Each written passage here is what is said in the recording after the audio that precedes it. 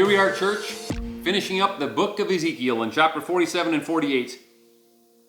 Verse 1 to 12 are just exceptional verses. I just love this imagery and could just park there and imagine this and anticipate this for quite some time, actually.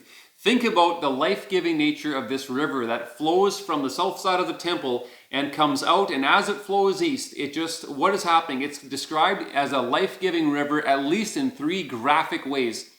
Not only is the water within it teeming with fish, that it's feeding these fish and sustaining them, and a lot of them would be like a fisherman's dream, but it also is feeding these trees that grow on each side of it, that these trees that grow each month and they produce fruit and all that. Sounds exactly like what is described in Revelation chapter 22. And yet we also recognize that as this river moves along, normally rivers that supply sustenance to trees and irrigation systems and so on, those rivers get depleted. But not this one. This river actually grows in strength, width, depth, and momentum. Like, it is just growing while at the same time providing life in many ways. And so there's this multiplication aspect to it. Do you know what? It will be symbolic in more ways than one.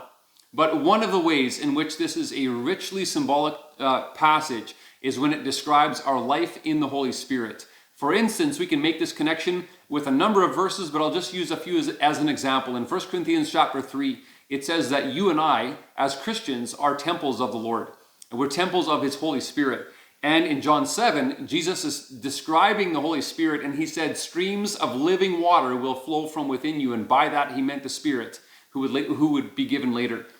And so we can recognize that a person who operates in the power and giftings of the Holy Spirit, like with the dependence on the Holy Spirit in relationship with the Holy Spirit, that it becomes a very life-giving thing, both to the person who is operating like that in relationship with the Holy Spirit, as well as the people around that person, because not only does the river itself become full of life, but it actually feeds those who are next to it. And so there's an aspect of your and my life, if we depend on the Holy Spirit and have a relationship with Him, that it will be life-giving for us and those around us. And so what better way to start off our devotions by just saying, Lord Jesus, I want to depend on your life-giving Spirit and walk in relationship with you. Like, bunch of exclamation marks at the end of that one, put a couple of good emojis there, whatever you want to do, but celebrate that kind of a thought with the Lord in prayer and just enjoy that. Then I want us to see this thing. Here in chapter 47, verse 13, all the way through the end of 48, notice that Israel gets prominence in these forward-thinking prophecies. Like, these things have not happened to date. They remind us of things said in the Old Testament, but they are pointing forward to something that has not yet happened. And Israel gets prominence in this forward-thinking prophecy.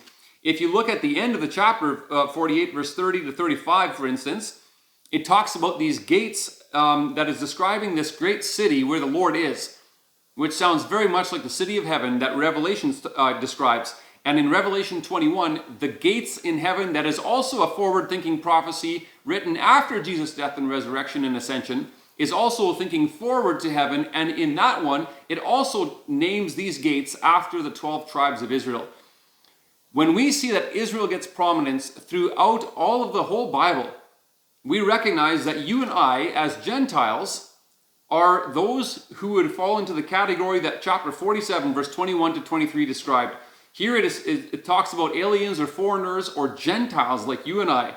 We get to be included in the inheritance. But notice that we are not God's chosen people. We just get to be included in the same blessings that they get included in.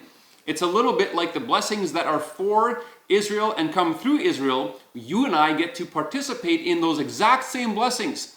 But this, if we understand this correctly, it helps us to see Israel not as a competition.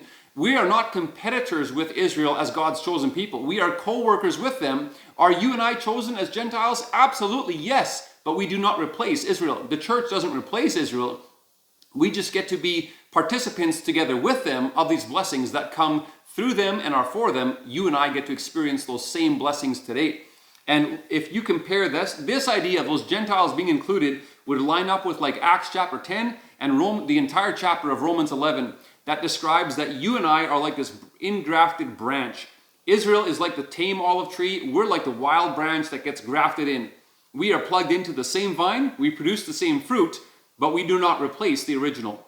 And so while we get to participate with them, it is much more like we are co-workers with Israel than competitors. And so maybe you and I just want to park there today and recognize the value that Israel has in God's eyes and ask God if we can pray a blessing on Israel today. So you might just say, Lord Jesus, how can I pray a blessing on your people Israel today? Recognizing and remembering that in Genesis chapter 12, God said we would even be blessed because we are blessing his people. Then we cannot help but just park on the very last statement made in the book of Ezekiel. It describes the city that's saying the Lord is there. Church, where is the best place on earth? Where the Lord is. Where is the best place in all of eternity? Where the Lord is. Church, this tells us about the incredible, precious value of the presence of the Lord. You might just park there and say, Lord Jesus, help me to value your presence. I anticipate it with everything I have. Talk about the Lord about that today. And if you don't value his presence like you should, talk to him about that too. He's worth it, and good things are coming.